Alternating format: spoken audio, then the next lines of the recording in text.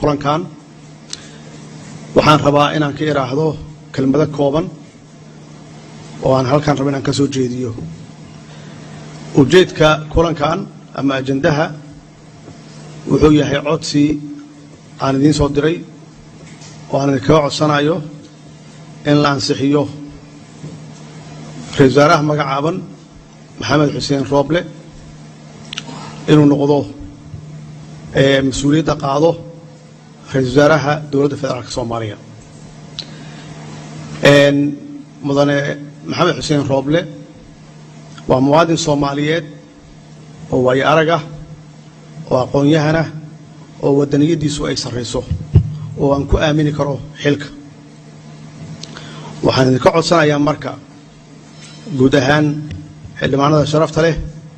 inaad ila qaadaan oo aad ansixisaan maanta hadduu ilaahay yiraahdo waxaa ra'iisul wasaaraha laga rabaa inuu soo dhiso xukuumad tayo leh oo runtii ka qaadi karta meesha dalka uu joogo reformkii iyo waxa la wixii ka shaqeynay hore u wadi karta ilaahayna waxaan ka baryaynaa inuu hawshaas u fududeeyo waa mahadsantihiin wassalaamu calaykum waraxmatullaahi wabarakaatuh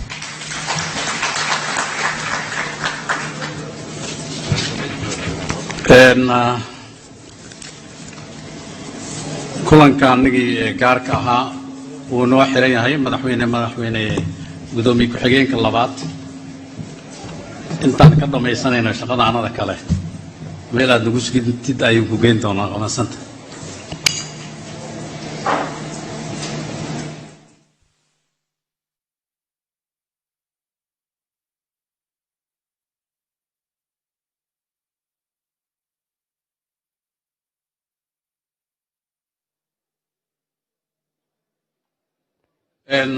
mar labaad waxaan wacaynaa maxmuud maalin yaxye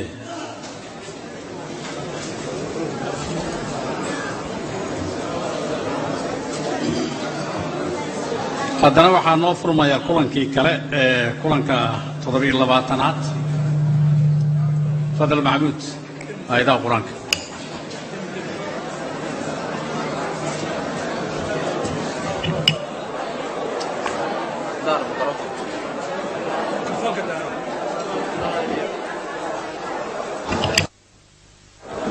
وحقاس وحن كرينت آياتها قرآنك أعوذ بالله من الشيطان الرجيم بسم الله الرحمن الرحيم يا أيها الذين آمنوا إن تطيعوا فريقا من الذين أوتوا الكتاب إن تطيعوا فريقا من الذين أوتوا الكتاب يردوكم بعد إيمانكم كافرين وكيف تكفرون وأنتم تتلى عليكم آيات الله وفيكم رسوله ومن يعتصم بالله فقد هدي إلى صراط مستقيم يا أيها الذين آمنوا اتقوا الله حق تقاته ولا تموتن إلا وأنتم مسلمون صدق الله العظيم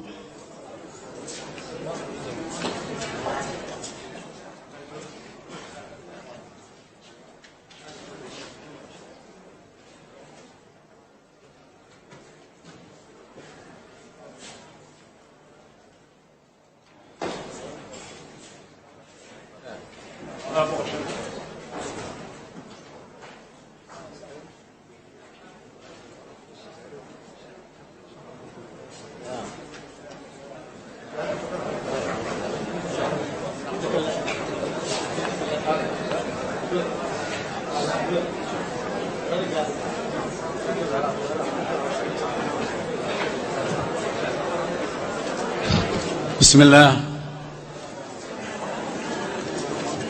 الحمد لله والصلاة والسلام على أشرف الأنبياء والمرسلين سيدنا محمد وعلى آله وصحبه أجمعين. السلام عليكم ورحمة الله وبركاته. maanta ay taariikhdu tahay 23-ka bisha sagaalaad 2020 kalfadhiga toddobaad kulankiisii 27aad kooramka annaga waa 215 ajandaha kulanka kow hadal jeedinta ra'iisul wasaaraha magacaaban oo codaynta kalsoonisiinta ra'iisul wasaaraha dhaarinta ra'iisul wasaaraha intaas waxaa xiga gebagabadaanada waxay noqonaysaa soo dhoweynta madaxweynaha oo uu soo dhoweynayo guddoomiyaha golaha shacabka mahadcelinta madaxweynaha ajandaha aan ansixino marka waa mahadsantiin.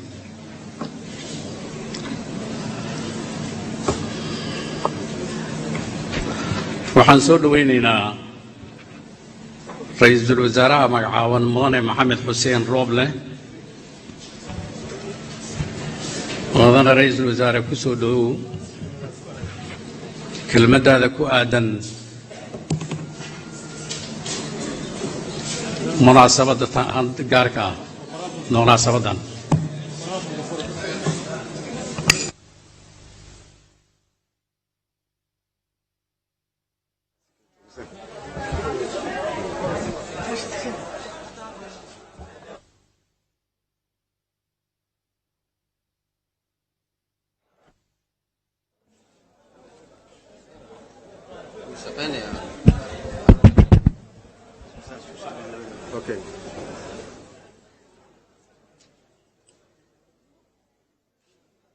بسم الله الحمد لله والصلاة والسلام على سيدنا محمد وعلى آله وصحبه أجمعين. مدحوينها جمهورية فدرالك الصومالية قدوميها قولها شعبك اللي معنا ذا شرفت له مسؤولين تصرصره دولة ده إذا ماذا قلب كسده بهذا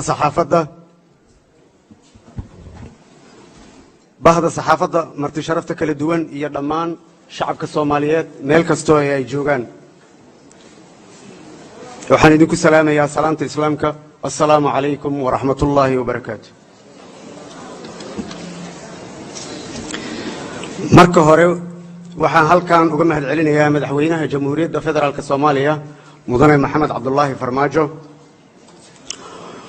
kalsoonidii uu igu magacaabay ra'iisul wasaaraha jamhuuriyadda federaalka Soomaaliya 17kii bishan September 2020 ina siiyay fursadan qaaliga ah oo aan maanta idinku hor imid. sidoo kale waxaan u mahadcelinayaa guddoonka baarlamaanka iyo xildhibaanada sharafta leh oo ii ogolaaday in aan hortooda imaado maanta si aan u weydiisto codkooda kalsoonida iyagoo matala dhammaan shacabka Soomaaliyeed meel kasto ay joogaan gudaha iyo dibadba. mudanayaal marwooyin howlaha ugu horeeyo ee aan mudnaanta siin doono hadduu alla ii idmo markaad kalsoonidiina isiisaan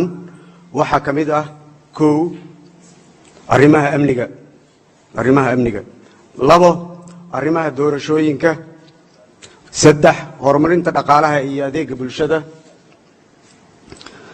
afar cadaaladda iyo garsoorka shan dawlad wanaag iyo la dagaalanka musuqmaasuqa lix dib u eegista dastuurka toddoba dhab u heshiisiinta in heshiiska dhab loo gaaro sideed iskaashiga caalamiga ah. gabagabadii guddoonka golaha shacabka xildhibaanada sharafta leh waxaan mar labaad idinkaga mahadcelinayaa fursaddan taariikhiga ah oo aan idinkaga codsanayo in aad isiisaan codkiina kalsoonida hadduu Allah subxaanahu wa tacaala idmo. mudanayaal iyo marwooyin waxaa iga go'an inaan soo dhiso xukuumad tayo leh oo ka tarjumaysa baahiyaha kala duwan ee ka jirta dalkeenna Soomaaliya marxaladdan uu dalku ku jirana ka gudbisa gaarsiisa fulisana hanaan doorasho oo heshiis lagu wada yahay hadduu alla idmo kadibna markii aad isiisaan kalsoonidiina insha Allah waad mahadsantihiin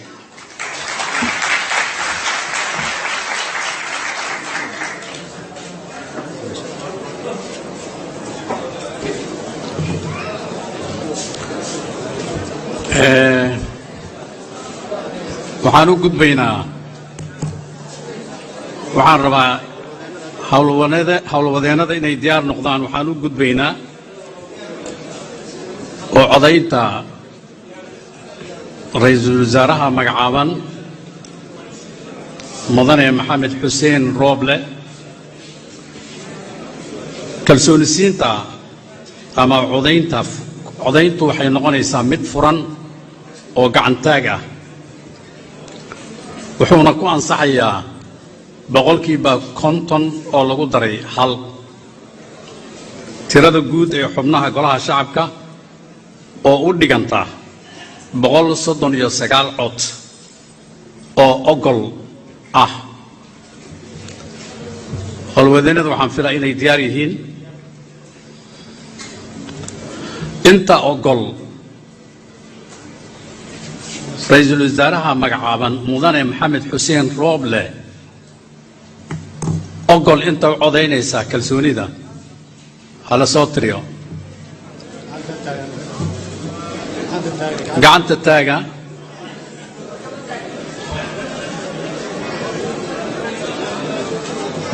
hala soo tiriyo hala dejiyo yaa diidan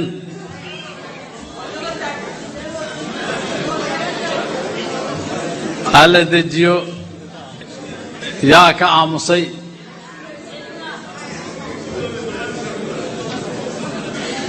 waa mahadsantiin hala soo tiriyo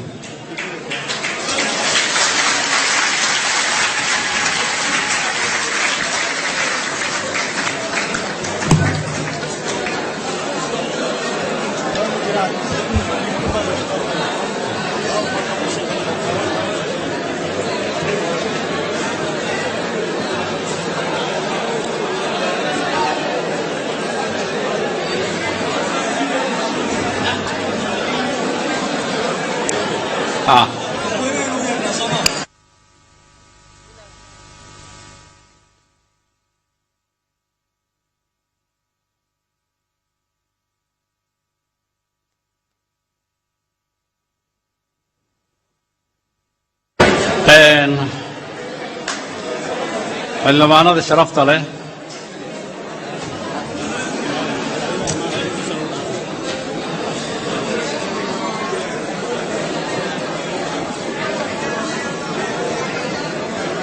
kalsoonisiinta mudane maxamed xuseen rooble ra'iisul wasaarihii magacownaa sidaan ayay u dhacday wax ka aamusay ma laha wax diiday ma laha waxaa ra'iisul wasaaraha kalsoonisiin ee ogol u codeeyay 215 xildhibaan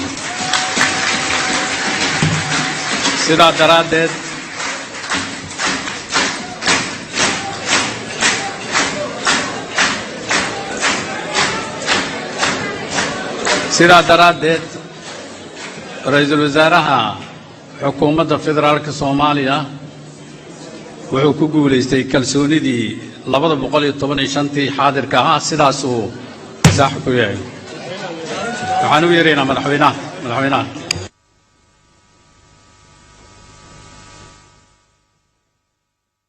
madaxweynaha noo soo noqonaya madaxweynaha markuu noo soo noqdo ayaa la dhaarin doona ra'iisul wasaaraha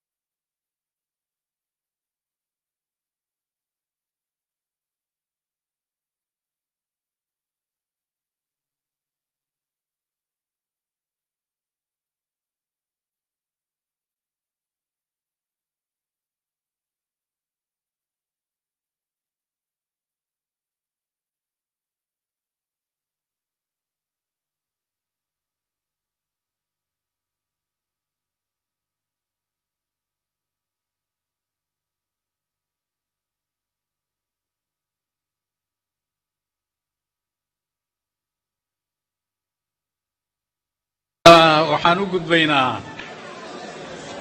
dhaarintii aan u gudbaynaa waxaa halkan jooga guddoomiyaha maxkamadda sare waxaan soo dhawaynaynaa guddoomiyaha maxkamadda sare si uu u dhaariyo ra'iisul wasaaraha mudane maxamed xuseen rooble ra'iisul wasaarahana soo istaago si uu u dhaarto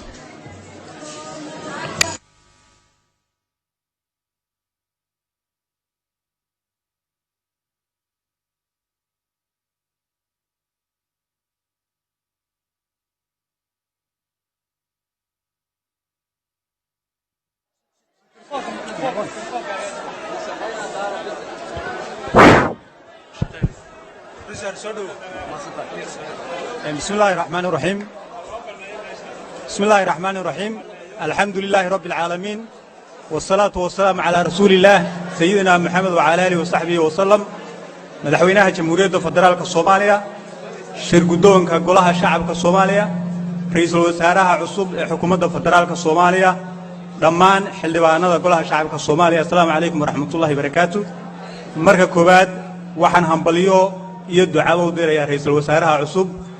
maanta golaha shacabka federaalka Soomaaliya uu meel mariyay insha Allah taala waan ugu ducaynaynaa xilka inuu Allah fududeeyo waxaan u gudbaynaa dhaartii ra'iisul wasaaraha insha Allah taala waxaan ku dhaarin doonaa dhaarta uu jideeyay qodobka 104 ee dastuurka jamhuuriyadda federaalka Soomaaliya waxaan akhriyi doonaa mudane ra'iisul wasaare dhaarta qodobkaasi ku qoran waxaana iga daba akhriyi doontaa insha Allah taala sidan u akhriyo insha Allah taala waxaan ku dhaaranayaa magaca Ilaahay waxaan ku dhaaranayaa magaca Ilaahay inaan xilkayga u gudanayo si daacad ah oo danta dalka dadka diintu ku jirto dhowrana dastuurka qaranka iyo shuruucda kale oo dalka u yaala wabillahi tawfiiq assalaamu calaykum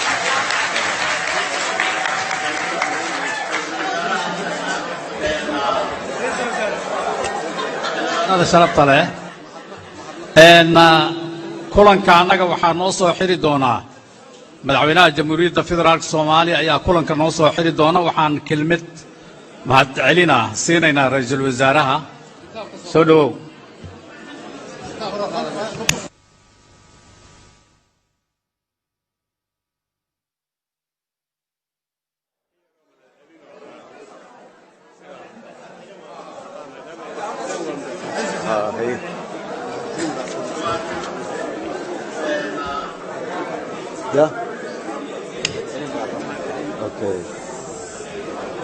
رئيس الوزراء waxaan ka rabnaa kaliya kelmad mahad celina inuu ka horjeediyo golaha shacabka kulanka anaga waxa noo soo xiri doona madaxweynaha jamhuuriyadda federaalka Soomaaliya waa kelmad gaaban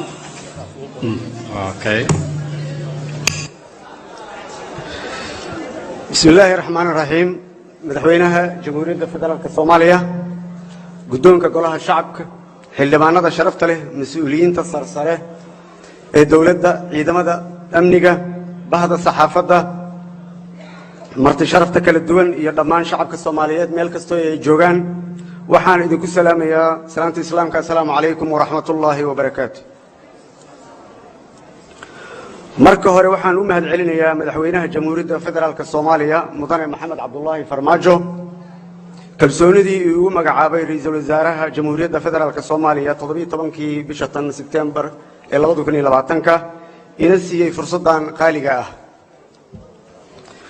sidoo kale waxa aan guddoonka golaha shacabka iyo xildhibaanada sharafta leh uga mahad celinayaa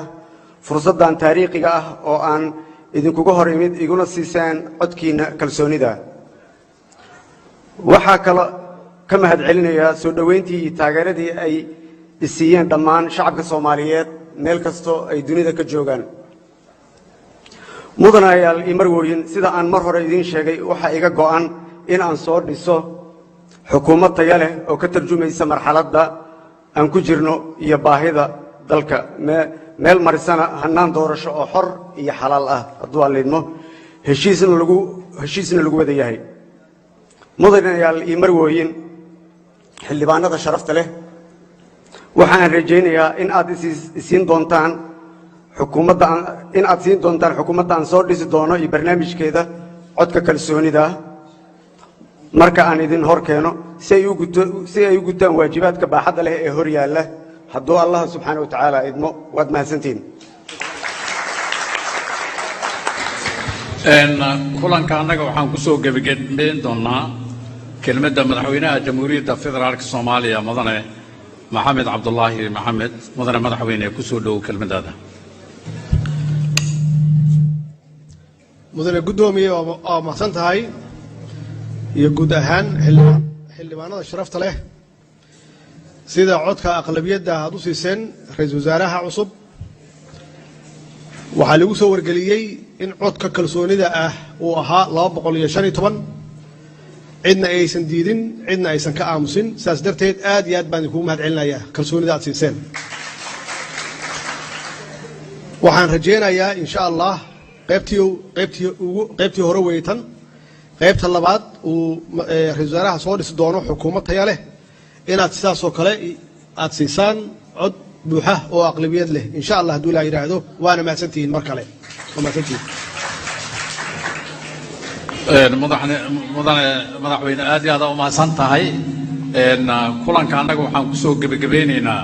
kelmaddan madaxweynaha kulanka maanta waa noo xiran yahay madaxweynaha intuu ka baxayana xildhibaanada ha fadhiyaan kulanka annaga waa xiran yahay